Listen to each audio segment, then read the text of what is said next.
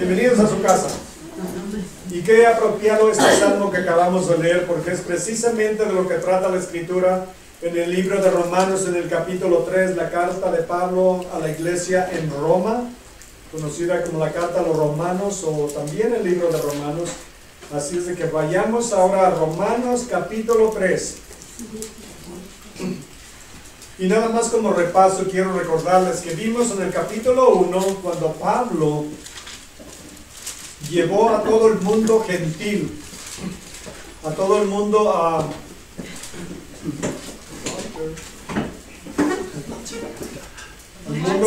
mundo gentil lo llamó a corte y dice que Dios los había entregado porque habían pecado tanto, se habían endurecido tanto en sus corazones, que dice que Dios los entregó. 3 veces nos dice en el libro de Romanos que Dios los entregó a sus pasiones vergonzosas, los entregó a las concupiscencias, los entregó a una mente reprobada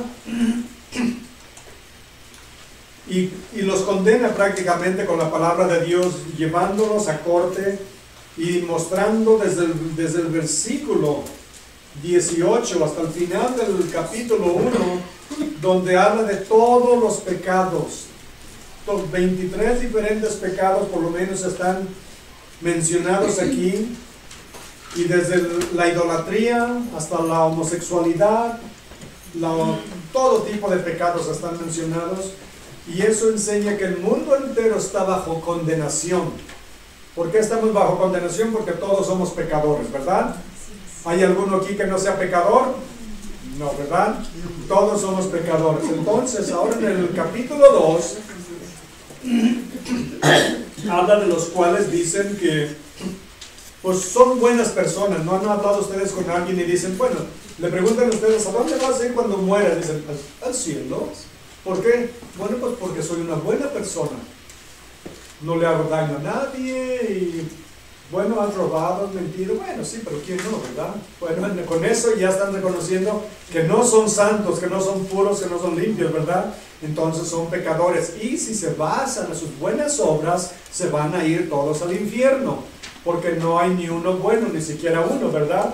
Entonces, Pablo, como un buen abogado, está cerrando todas las salidas, todas las puertas, a los gentiles, a los religiosos y a los que no son religiosos, a los judíos que creen que ellos son los mejores porque después de todo Dios los escogió a ellos como su nación predilecta, ¿verdad? Era la nación que Dios había escogido de todas las tribus de la tierra para que ellos fueran los sacerdotes, fueran la luz a las naciones. Entonces también a los judíos los condena. Lo que quiere hacer, miren, primero lo que está haciendo Pablo, y les digo que es un abogado muy inteligente, porque está fundando su caso, está dando toda la evidencia. Cuando llevan a uno a corte, bendito sea Dios que nunca me han llevado y ojalá nunca me lleven a corte, pero cuando un abogado, están los dos, el acusador y el defensor, ¿verdad? ¿Así le llaman? Acusador y defensor, y los dos forman su caso, uno para la defensa y otro la acusación para condenarlo. Bueno, vamos a ver que Pablo aquí hace los dos papeles. Y lo que está haciendo, está mostrando y formando toda la evidencia para condenar a toda la humanidad bajo pecado. ¿Por qué? Porque todos somos pecadores y no hay nadie que se vaya a poder escapar. Déjenme decirles, cuando uno, por ejemplo, va al doctor, y le dice el doctor, tengo buenas noticias y tengo malas noticias. Y le dice uno, ¿cuál quiero oír primero? Ay, ¿qué decimos casi siempre? Denme las malas primero, ¿verdad? Porque bueno, depende de la mente, yo soy medio negativo seguramente. Denme las malas porque así ya de una vez lo recibo, pero al menos al final recibo las buenas, ¿verdad? Bueno, primero le dicen, no, nos vamos a hacer unos exámenes y vamos a determinar cuál es su problema. Eso es las noticias malas, tiene esto, ¿verdad? Pero las buenas es que hay una medicina que nos cura. Pablo nos está llevando a todos a la corte celestial y está diciendo, todos están condenados al infierno porque todos son pecadores. Todos están perdidos, no hay ni uno bueno, no hay ni siquiera uno. Aún se han alejado, se han desviado, todos se han alejado y están lejos de la gracia de Dios. Todos culpables. Ahora, después de eso, después del capítulo, en el capítulo 3, de la mitad en adelante hasta el final del libro, nos da las buenas noticias. Primero las malas. ¿Y qué son las malas? Somos pecadores. ¿Cuáles son las buenas? Hay un Salvador. Dios ha provisto un Salvador que vino a tomar nuestro lugar en la cruz y pagó por todos nuestros pecados. Pero vamos a ver que primero lleva a los judíos, como les digo, a la corte y los examina y él mismo hace el papel de los dos abogados. Porque vamos a ver que hace la pregunta, pero él mismo la contesta. Van a decir, ay, pues que estará medio... ¿Quién de nosotros no ha hecho eso? No tenemos conversaciones y discusiones en nuestra cabeza, pero se dan cuenta que cuando la otra, soy yo soy el bueno, ¿verdad? El otro con el que tuve el problema es el malo. Y en mi mente discutimos, peleamos y alegamos y yo siempre gano. Yo no sé por qué yo es tan tonto o soy tan listo que yo siempre gano. Y él hace lo mismo y yo siempre pierdo con él. Y somos así, ¿verdad? Jugamos los dos papeles. Yo no sé si ustedes cuando estaban aprendiendo inglés o ya lo aprendieron y no necesitan, pero yo siempre estaba haciendo conversaciones en mi mente. Me hacía las preguntas y luego contestaba, pero como siempre me atoraba, entonces ya sabía cuál palabra se me había atorado, iba y la preguntaba, le escribía y ya seguía con mi conversación, se me atoraba otra, iba y preguntaba cómo se decía esa palabra en inglés y así iba aprendiendo.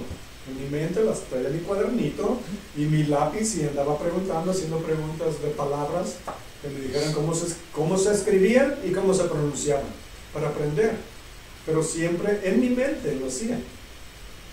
Entonces lo que Pablo va a hacer eso exactamente. Miren lo que hace primero en el capítulo 3, versículo 1, lo primerito que hace. ¿Qué ventaja tiene pues el judío? ¿Quién está preguntando? Pablo. ¿O de qué aproveche la circuncisión? El mismo Pablo. ¿Y quién contesta? Mucho. Es el mismo Pablo el que da la respuesta también, ¿verdad? Dice, ¿de qué? ¿Qué ventaja tiene pues el judío? ¿O de qué aprovecha la circuncisión? Mucho, en todas maneras. Primero, ciertamente les ha sido confiada la palabra de Dios. ¿Ven cómo hace la pregunta y él mismo la contesta? Bueno, antes de seguir adelante quiero enfocarme en la primera frase del primer versículo. ¿Qué ventaja tiene el judío? Sabemos que los judíos fueron el pueblo elegido de Dios, ¿verdad? Todos sabemos eso. Nos dice en Génesis capítulo 12, en Génesis 12 dice, al que te maldiga lo maldeciré y al que te bendiga lo bendeciré y en ti serán benditas todas las naciones de la tierra. En Abraham el Señor Dios Todopoderoso fundó la nación de Israel. Él fue el primero donde empezó a fundar la nación de Israel. Pero algo que les quiero compartir.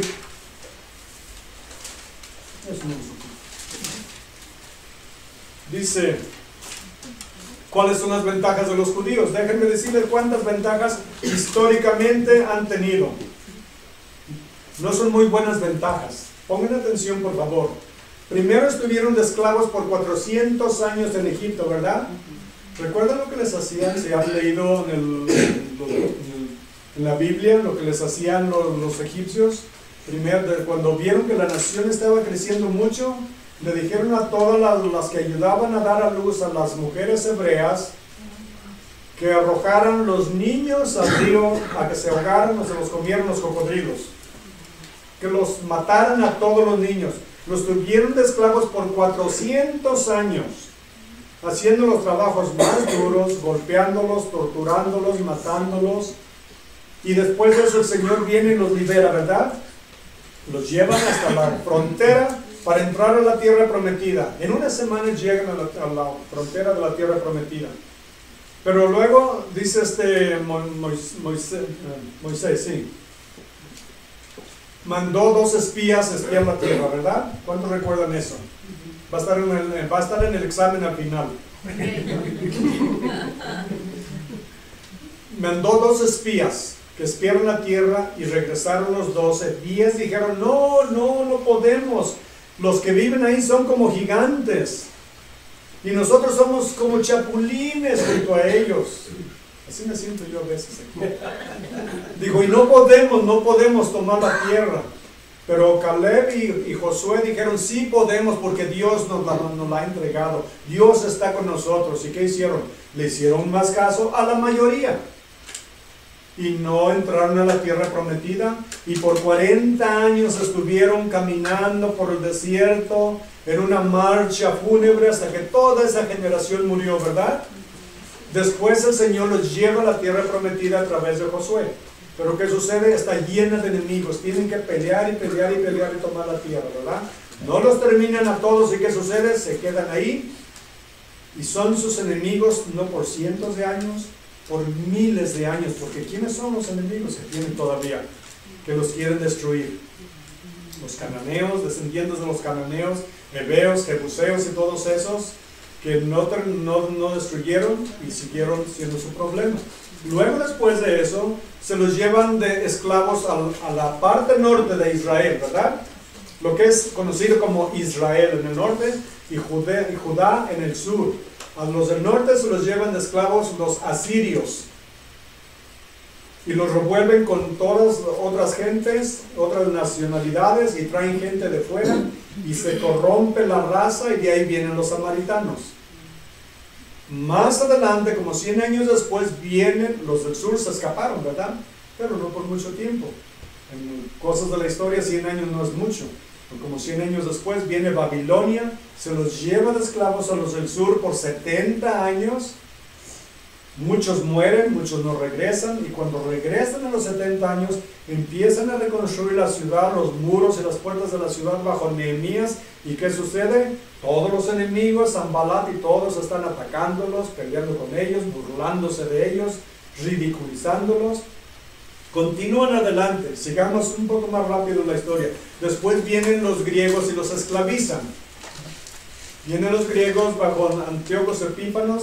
Él viene y desacra el templo, el sacerdocio, la casa de Dios, matando un cerdo y derramando sangre en el altar, desecrando el templo de Jehová. Después de eso vienen los romanos. ¿Y qué hacen? Los tienen bajo la bota también por muchos años. Y al final de cuentas, ¿qué hacen? ¿Recuerdan lo que hacen después? Los judíos se rebelan porque están tan enfadados ya de la opresión. Se rebelan, y los romanos, por ser mucho más fuertes, matan a más de 1 millón de judíos y destruyen su ciudad y la arrasan completamente. ¿Recuerdan lo que dijo el Señor Jesús? Dijo el Señor Jesús que eso iba a suceder.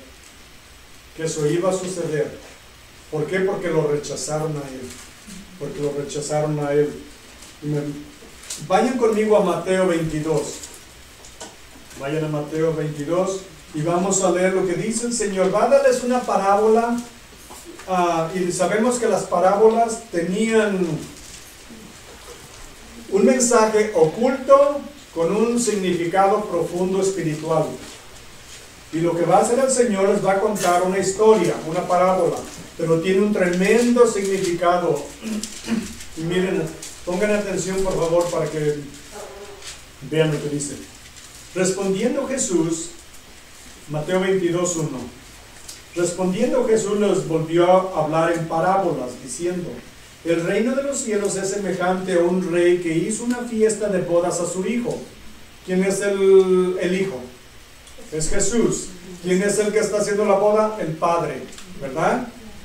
Y envió a sus siervos a llamar los convidados a las bodas. ¿A quién mandó? Muchos profetas, ¿verdad? Mas ellos no quisieron venir.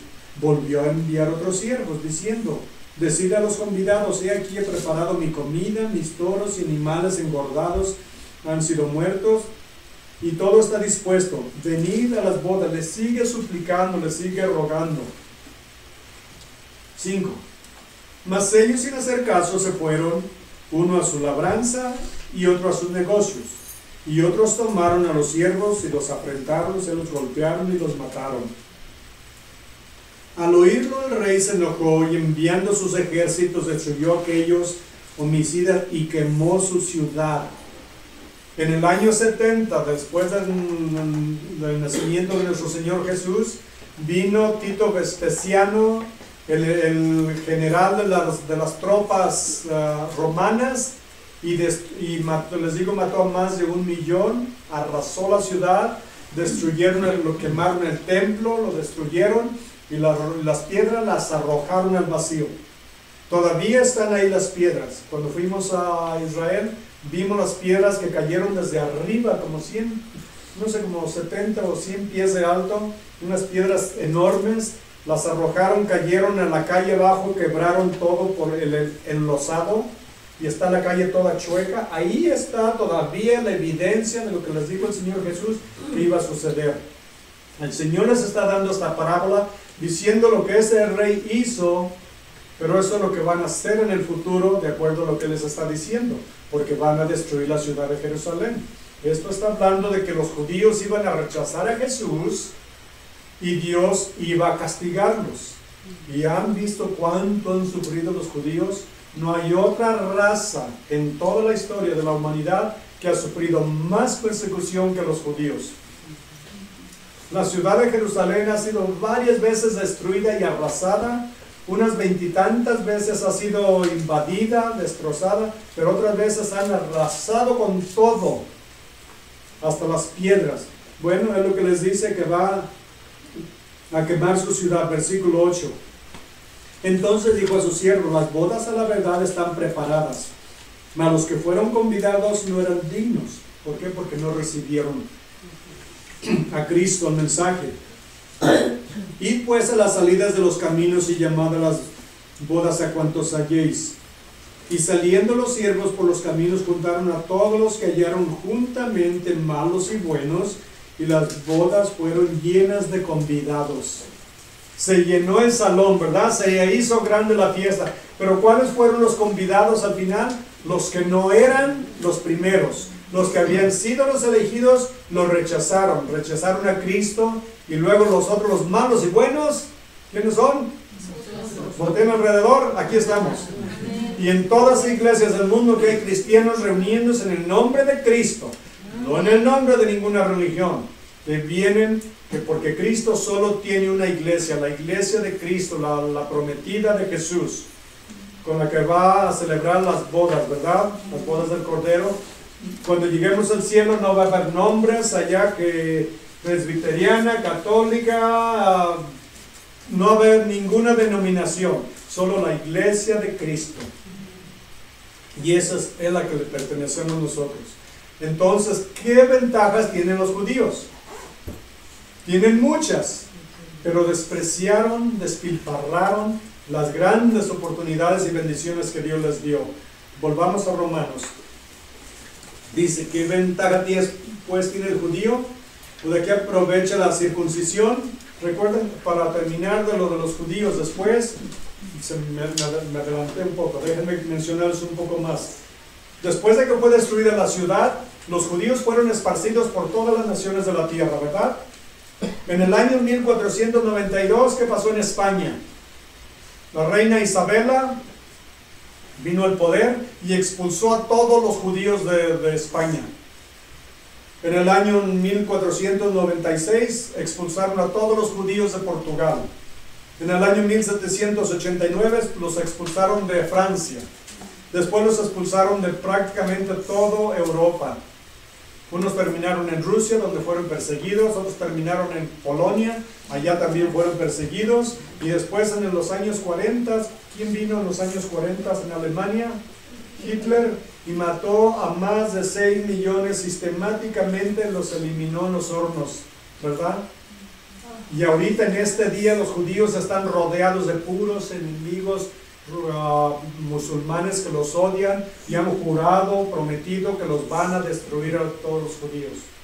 Recordemos, hay más de 1,2 billones de musulmanes en el mundo, más de 1 billón, y solamente hay 7 millones de judíos. Imagínense la proporción en números. Sin embargo, No los pueden destruir porque Dios está con ellos, porque Dios prometió que no los iba a poder destruir. Pero las ventajas que han tenido los judíos han sido muchas en lo espiritual. En lo espiritual han tenido muchas bendiciones y los quiero llevar a que vayamos a ver unas escrituras. En Deuteronomio 10:14. Deuteronomio 10:14.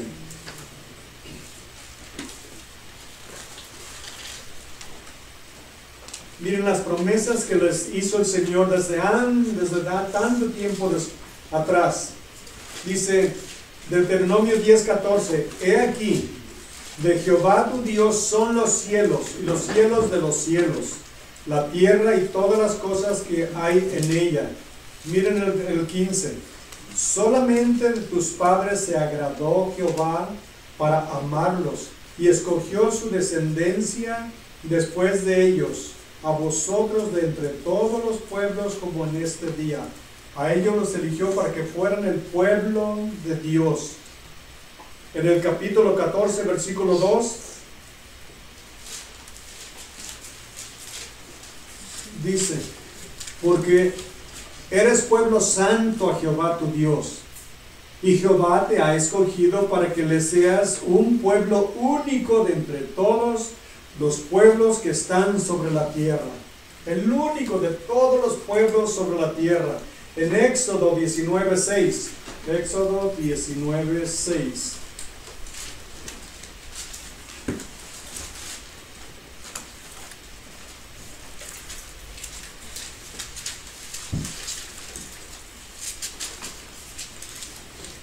Dice, y vosotros me seréis un reino de sacerdotes y gente santa.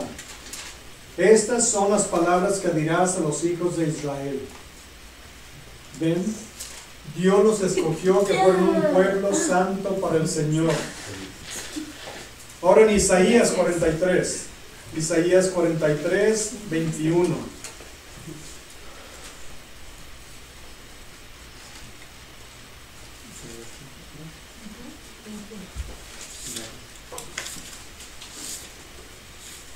Oye, esto es 43, ¿verdad? ¿Eso dije? 43, 21. Este pueblo he creado para mí, mis alabanzas publicará. Pero miren lo que hicieron. Para eso los escogió, ¿verdad? Pero miren lo que dice enseguida. Y no me invocaste a mí, oh Jacob, sino que de mí te cansaste, oh Israel. No me trajiste a mí los animales de tus holocaustos, ni a mí me honraste con tus sacrificios. No te hice servir con ofrenda, ni te hice fatigar con incienso. No compraste para mí caña aromática por dinero, ni me saciaste con la grosura de tus sacrificios, sino pusiste sobre mí la carga de tus pecados. Me fatigaste con tus maldades. Pero miren, yo soy el que borro tus rebeliones por amor de mí mismo, y no me acordaré de tus pecados. Qué lindo, ¿verdad? A pesar de que son tan rebeldes, tan malos, dije que somos, ¿verdad? Que somos tan malos, tan rebeldes y pecadores. El Señor, ¿qué es lo que hace? Nos recuerda más nuestros pecados. De ellos también, si se arrepienten, el Señor los va a perdonar. Porque Dios es un Dios misericordioso, muy bueno. Y en el último, en el Salmo 135, Salmo 135, 4.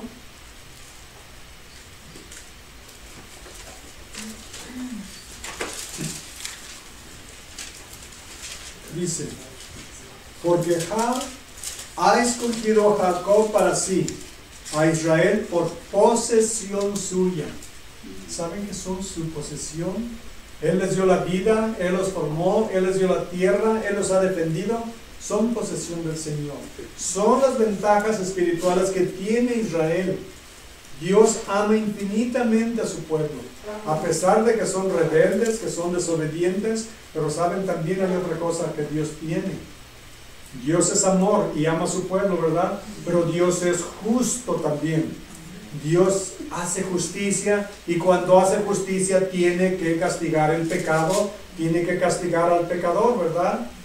Como les digo, si un juez un día llega de muy buena gana porque durmió muy bien y su esposa le hizo un menudo, un pozole y comió muy a gusto, y llega a la corte y dice: hoy me siento muy generoso, hoy voy a perdonar a todos los que vengan ante mí, criminales, asesinos, violadores, lo que le traigan, todos los va a perdonar.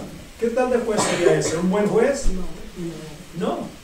Es un muy mal juez, que debe de estar en la celda también con los criminales, porque no está haciendo justicia. Pero Dios, que es justo, perfecto, santo, tiene que hacer justicia. Entonces, tiene que juzgar. Entonces, miren lo que dice ahora enseguida en el versículo 2. Primero dice: ¿qué ventaja tiene pues el judío? Ya vimos, históricamente ha sufrido tremendamente por sus pecados y su rebelión. Espiritualmente tienen las promesas de Dios, tienen la palabra de Dios, recibieron todos los profetas que Dios los mandó, los apóstoles y al Señor Jesús. Al Señor Jesús. Ahora dice en el versículo 2, después de que ya se hizo la pregunta, él mismo se contesta, ¿ven? Dice: ¿qué aprovecha la circuncisión? Mucho, en todas maneras. Primero, ciertamente les ha sido confiada la palabra de Dios, lo que acabamos de leer. Ellos fueron los primeros en recibir la palabra de Dios, nosotros los segundos, ¿verdad? Pero a ellos les fue entregada la palabra de Dios. ¿Por qué? Si algunos de ellos han sido incrédulos. Hace otra vez la pregunta, ¿ven? Pues ¿qué si algunos de ellos han sido incrédulos? ¿Su incredulidad habrá hecho nula la fidelidad de Dios? El que yo sea pecador, ¿elimina la palabra de Dios? No. La palabra de Dios está establecida para siempre, ¿verdad? Dice la Biblia que la palabra de Dios está establecida en los cielos y nunca pasará. El Señor Jesús dijo: mi palabra toda se cumplirá, el cielo y la tierra pasarán, pero mi palabra no pasará hasta que toda sea cumplida. Dice la Biblia también: toda palabra de Dios es cierta. Otro lugar dice: lo que he mandado, lo que he dicho, no lo cambiaré. Lo que vemos en la Biblia, hermanos, nunca, nunca, nunca va a cambiar hasta que todo se cumpla. Si todo el mundo, todas las mujeres, los niños, los jóvenes, los adultos, los viejos, decimos que lo que dice en un solo versículo, en una sola palabra, una sola promesa de la Biblia, que digamos no es cierto, todo el mundo es mentiroso, ¿verdad? Porque el hombre es mentiroso por naturaleza, ¿verdad? Pero Dios no. Dios es siempre, y es lo que vamos a ver, hace nula la incredulidad de ellos, anula o elimina la palabra, no. Porque miren lo que dice enseguida: de ninguna manera, en el versículo 4, antes bien sea Dios veraz y todo hombre mentiroso. ¿Vieron? Sea Dios veraz, o sea que Dios siempre dice la verdad. Y todos los hombres mentirosos. Pablo no se anda por las ramas, ¿verdad? Nos dicen las verdades, aunque no nos guste. Pero es la verdad, es la palabra de Dios. Es Dios el que la inspiró. De ninguna manera no es bien sea Dios veraz y todo hombre mentiroso, como está escrito. Y miren lo que hace, como les decía, que es un buen abogado, Pablo. Ahora lo que está usando esta siguiente parte del versículo 4, la última parte, léanla conmigo: para que seas justificado en tus palabras y venzas cuando fueres juzgado. ¿De dónde viene esta referencia? Viene del Salmo 51, versículo 4, escrito o dicho por David. ¿Y por qué usa esta referencia? Porque los judíos consideraban a David como el mejor rey en toda la historia de Israel. Y lo que David dijera era absolutamente cierto. Entonces usa esta referencia. Vayan conmigo ahora al Salmo 51, versículo 4, para leer lo que dice. Y recordemos la historia, por qué escribió David este salmo. Este salmo es el resultado de su pecado con Betsabé, ¿verdad? Y el asesinato de la muerte de su esposo Urías. Entonces, después que el Señor lo convenció de su pecado, este salmo es el que escribió David. Y en el versículo 4 dice: contra ti solo he pecado y he hecho lo malo delante de tus ojos, para que seas reconocido justo en tu palabra y tenido por puro en tu juicio. ¿Se dan cuenta, hermanos? Para que Dios sea puro y sea justo. Pero noten lo que dice en la primera frase: contra ti solo he pecado. ¿Es verdad? Sí, porque todo pecado es contra Dios. Pero también pecó contra Urías, porque se metió con su esposa. También pecó contra Betsabé, porque ella era una mujer casada, ¿verdad? Cometió adulterio. Pero el pecado principalmente es contra Dios, al que le tenemos que dar cuentas por todo. Y lo que dice aquí, que cuando Dios juzgue, dice, para que seas reconocido justo en tu palabra. Lo que dice que Dios nunca hace algo injusto. Y dice, y tenido por puro en tu juicio. ¿Por qué? Porque toda palabra de Dios es pura. Es lo que Pablo está diciéndole aquí a los romanos, a los judíos. Les está diciendo en la segunda parte del versículo 4, para que seas justificado en tus palabras y venzas cuando fueres juzgado.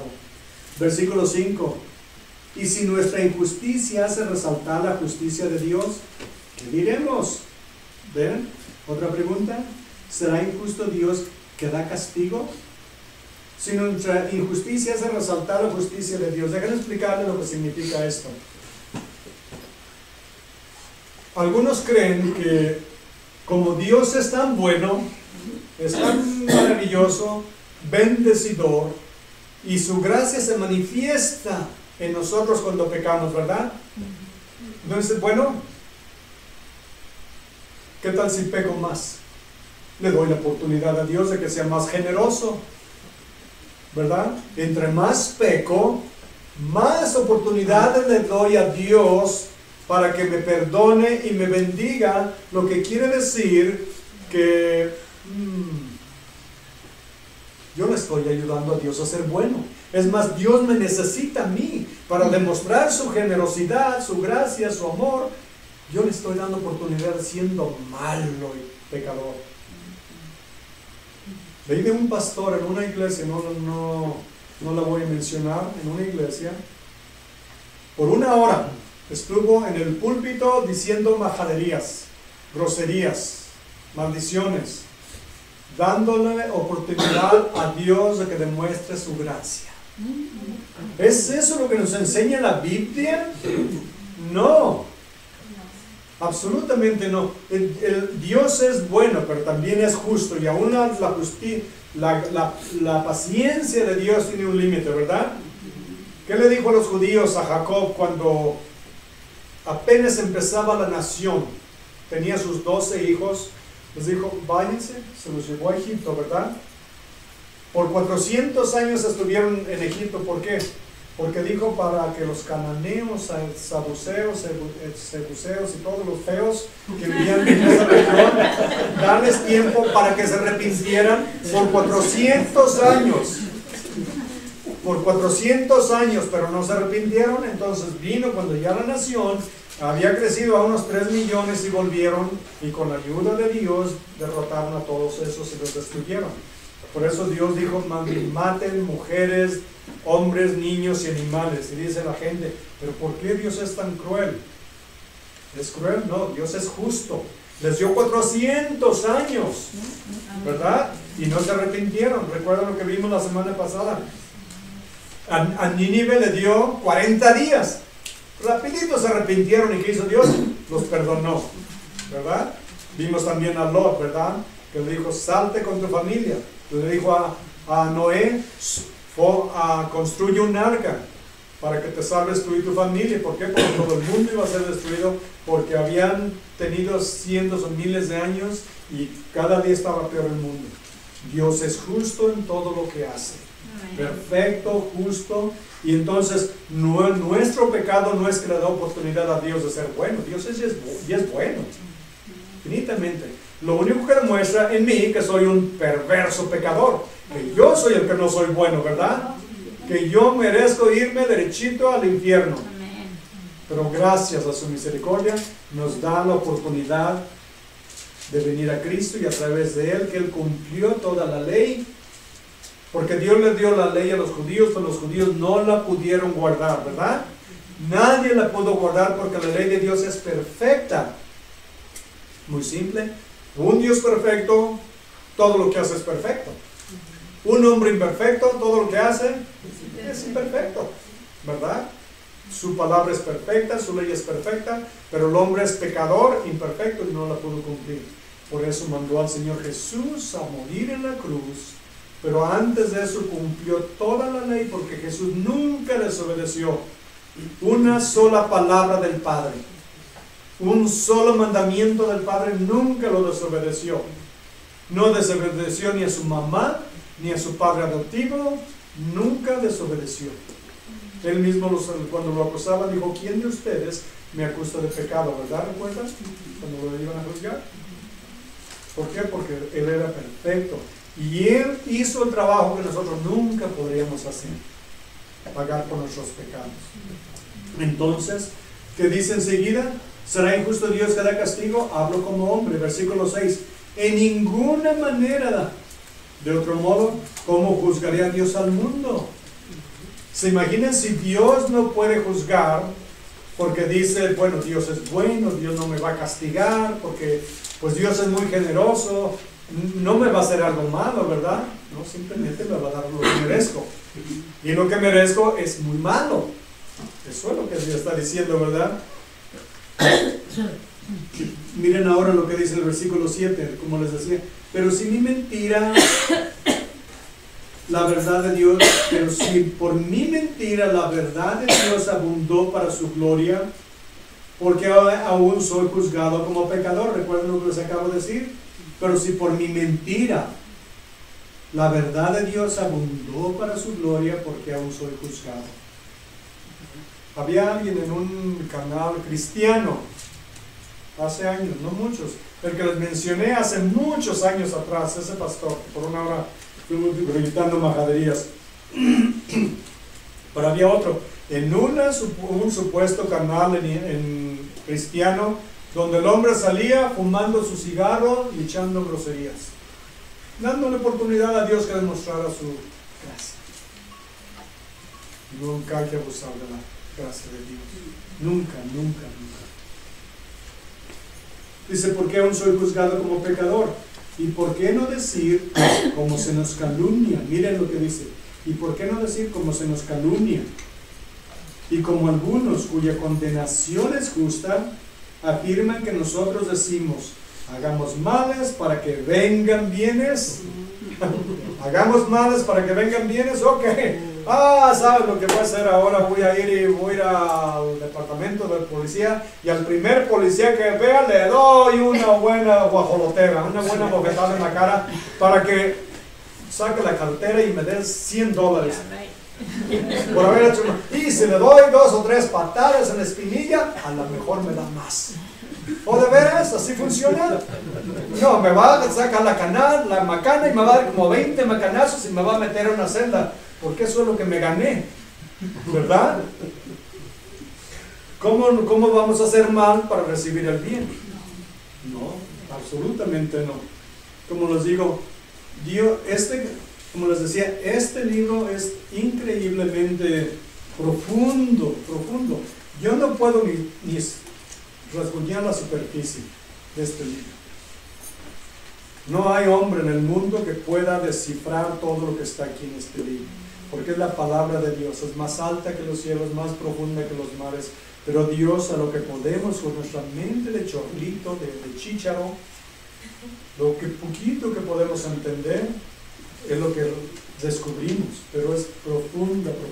Y hablando de chícharos, me acordé, una señora la agarraron en la tienda robando una lata de duraznos y la llevaron a corte. Y el esposo estaba ahí con el esposo, le dice el juez a la señora, ¿usted se robó esta lata de duraznos? Dijo, sí, señor juez. ¿Cuántos duraznos tiene? 6 duraznos. Dijo, 6 días de cárcel. Dice el esposo, su señoría, también se robó una lata grande de chícharos. Qué lindo, ¿verdad? Hablando del cerebro de chícharo, me acordé por eso, ¿verdad? Y otra de frijoles. Como les digo, ¿vamos a hacer males para que vengan bienes? Absolutamente no. Y dice como se nos calumnia, porque había quienes decían estas cosas de ellos. ¿Saben por qué decían esto? Porque acusaban a Pablo, cuando lo vimos en el capítulo 21 de Hechos, cuando estuvo Pablo en Jerusalén, que lo acusaron de que él había tratado de meter gentiles al templo y de que hablaba mal contra el templo, contra la gente y contra su lugar, su nación. Lo acusaban de que él estaba predicando cosas contra la nación de Israel, contra la ley y contra el templo de Dios. Esto ya tiene historia. Recordemos, cuando escribió la carta a los romanos, Pablo no estaba en Roma, estaba en Corinto. Y fueron varios años todavía hasta que llegó a Roma como prisionero, ¿verdad? Entonces, Pablo tenía mala fama entre los judíos que lo acusaban injustamente como calumnia de hacer y decir todas estas cosas. Pero en realidad Pablo lo que hacía era todo absolutamente de acuerdo como el Señor se lo inspiraba, el Espíritu Santo. Y vamos a ver que continúa la próxima semana. Vamos a nada más ver un poquito del versículo 9 donde dice, ¿qué pues? ¿Somos mejores que ellos? En ninguna manera, porque ya hemos acusado a judíos y a gentiles. Miren, que todos están bajo pecado, como está escrito el 10 y 11. No hay justo, ni aun uno, no hay quien entienda, no hay quien busque a Dios. Todos estamos eliminados, ¿verdad? La ventaja que tenemos los cristianos, nosotros no estamos en el equipo de los ganadores. Estamos en el equipo. Nosotros estamos con Cristo, que Él es el que ganó. Él es el que venció la tumba, venció la muerte, venció el demonio, y nosotros venimos ya de victoria en Cristo. Estamos con Él porque Él hizo todo lo que nosotros nunca podríamos hacer, porque la Biblia nos dice que no somos justos, no somos buenos, no hay ni siquiera uno, judíos y gentiles, todos están condenados por sus pecados, pero Cristo, que vino a este mundo a dar su vida en la cruz por nosotros, le debemos absolutamente tanto como no tenemos idea. Imaginémonos solamente imaginémonos esto. ¿Qué hay en el infierno? Fuego que nunca se acaba. Imaginémonos media hora en el fuego. Imaginémonos simplemente caer en una hoguera donde está lleno de brasas y de llamas por media hora. Imagínense de lo que nos salvó el Señor Jesús por toda la eternidad. Ese fuego, dice que es un lugar de dolor, de tinieblas, de soledad, de fuego. Oí el testimonio de un hombre que había muerto 3 veces, murió en la mesa de operaciones. Y lo entrevistó el pastor y le preguntó y le dijo, porque se fue 3 veces y lo regresaron la 3ª vez y ya por fin sobrevivió. Y le preguntó al pastor y le dijo, ¿cuál es leí aquí que una vez te quemaste de niño, que se había quemado todo el lado de su cuerpo. Dijo, sí, dijo, ese es el peor lugar, es el peor dolor que has tenido en tu vida. Dijo, oh, no, ese no. O también vi que una vez te pisó un tren y te cortó una pierna. Dijo, sí, una pierna postiza. Dijo, ¿es el peor dolor? Dijo, no. ¿Cuál es el peor dolor? Dijo, cuando morí y cayó en un lugar de absolutas tinieblas, de soledad. Un fuego, dice, que quema de adentro para afuera. Es una cosa increíblemente horrible. Dice, no hay palabras para describirlo. No hay palabras para describir ese horror que se siente, esa soledad, esa oscuridad y ese ardor que lo consume a uno de lado a lado. Dijo, es algo increíblemente horroroso. Y afortunadamente estuvo un poco tiempo después de eso, entregó su corazón al Señor. Imagínense de todo lo que nos salvó el Señor Jesús. Él vino y tomó todo el pecado de toda la humanidad sobre su cuerpo en la cruz. El problema es que no todos van al cielo es porque rechazan ese sacrificio que Cristo hizo en la cruz. No es culpa de Dios. Dios ya lo hizo todo. ¿Haremos mal para que abunde el bien? De ninguna manera, nos lo acaba de decir Pablo. Vayan conmigo para terminar Juan 3:16, por supuesto, ese todos no lo sabemos, ¿verdad? Pero tal vez el 17 y el 18 especialmente, no todo el mundo se lo sabe. Y vamos a leerlo. Juan 3:16 al 18.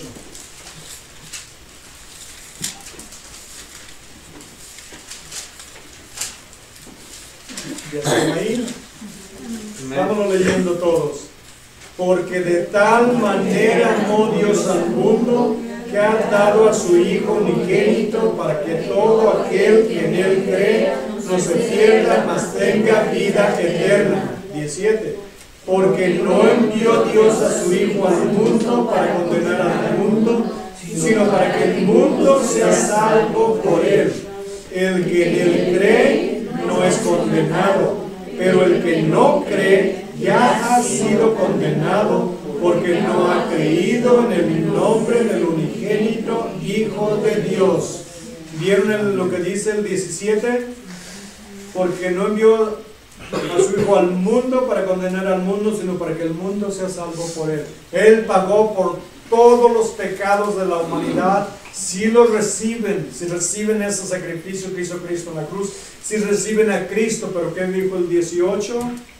Y el que no cree ya ha sido condenado porque no ha creído en el nombre del unigénito Hijo de Dios. Dios lo hizo todo. Dios envió a su Hijo y el Hijo pagó por nosotros en la cruz. ¿Para qué? Porque Él sabía que no hay ni uno bueno, ni siquiera uno. Lo que quiere decir que por nuestras buenas obras nadie jamás iría al cielo. Pero porque Cristo vino y pagó por nuestros pecados, todo mundo podría ir al cielo. Lamentablemente también dice la Biblia, muchos son los llamados y pocos los escogidos. Amplio es el camino que lleva a la destrucción, pero angosto y estrecho es el que lleva a la salvación. ¿Por qué? Porque no todos quieren recibir a Cristo. Y se los digo un ejemplo simple para terminar. Si tiene uno, por ejemplo, cable en su casa, ¿cuántos canales tiene? 150, según el programa, ¿verdad que tengo uno? El mejor de todos, 250 canales. De esos 250 canales, ¿cuántos son cristianos? Unos 10, exagerando, de 250, unos 10. Lo que quiere decir que hay 240 canales, por lo menos 200 que enseñan pura basura. Así está el mundo.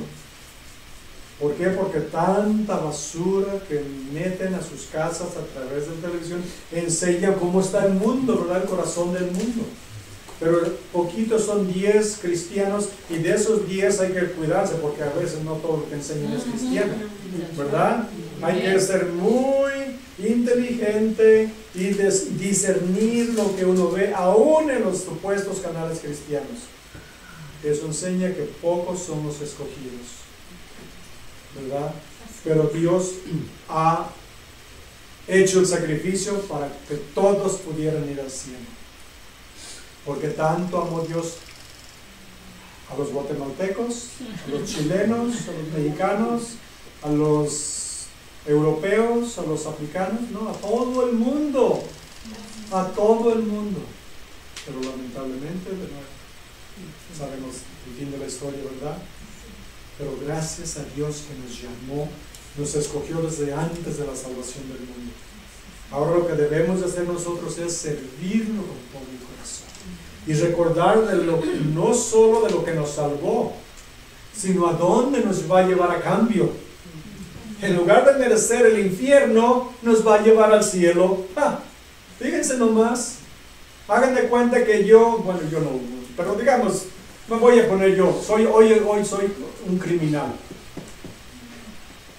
Voy a un estacionamiento y quiero el carro más bonito, el reloj más bonito y el que traiga más dinero. De pronto llega uno ahí con un Honda, no hombre, Honda, llega uno con un Rolls Royce, uno de esos que valen $300,000 o un Ferrari que vale $300,000. Digo, ese trae dinero. Y voy, y en lugar simplemente de pedirle la cartera, lo mato, le quito todo lo que trae, su reloj, su Rolex, su cartera, su carro y todo, pero me agarran y me llevan a la corte, me llevan a la cárcel, y el papá, que es un billonario, dice, pobrecito, ¿a dónde lo van a mandar? ¿A la cárcel porque lo merece? No, yo pago su multa. Tengo otro hijo, lo voy a mandar a que él pague la condena de él y él lo voy a traer a mi casa, que vive en mi casa, y le voy a dar toda mi herencia. ¿De cuánto tomaste, verdad? ¿O de cuánto tomaste? ¿Se dan cuenta lo ridículo? Sin embargo, esto es lo que Dios hizo.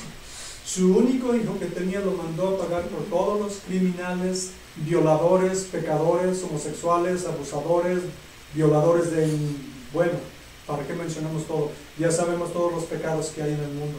Él vino a pagar por todos esos pecados, y a esos criminales, en lugar de mandarlos a la cárcel, se los va a llevar al cielo. Imagínense el Dios que tenemos. Pero también la justicia a los que rechazan el sacrificio de su hijo, porque violaron la ley, todos los mandamientos, y tienen que pagar por ellos porque rechazaron el sacrificio en la cruz de su hijo, ¿verdad?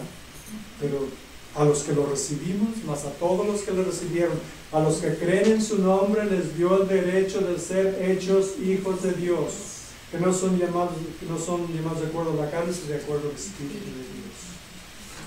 ¡Qué buen Dios tenemos!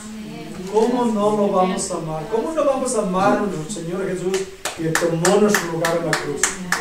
Amén, denle un aplauso, ¿verdad? Nuestras vidas, nuestros corazones y todo lo que hagamos y podamos hacer por su reino, hermanos. Todo lo que podamos hacer para extender su reino y que su nombre sea conocido, para que todos vengan al conocimiento y a la salvación. Amén. Amén. Porque tanto hemos recibido, somos responsables como los judíos, que al que mucho les manifestado o dado a conocer, tiene mucha más responsabilidad, ¿verdad? Nosotros tenemos mucha responsabilidad también, porque sabemos bastante ya de lo que Dios ha hecho por nosotros. Padre bendito, te adoramos y te glorificamos. Te damos las gracias, Señor. Te entregamos no solo nuestras vidas, nuestros corazones, nuestras familias, nuestros planes, nuestros sueños, y también todos nuestros problemas y nuestros pecados, Señor. Límpianos, perdónanos, transfórmanos. Ayúdanos, Señor, a vivir una vida que te honre, una vida que te agrade, una vida digna de ser llamados hijos de Dios. Bendito Dios, te exaltamos y te glorificamos con todo nuestro corazón, y te damos las gracias con toda nuestra alma, Señor, en el nombre bendito y santo de tu amado unigénito Hijo Jesús de Nazaret, que murió en la cruz, pero resucitó el tercer día, está sentado a tu diestra y volverá pronto.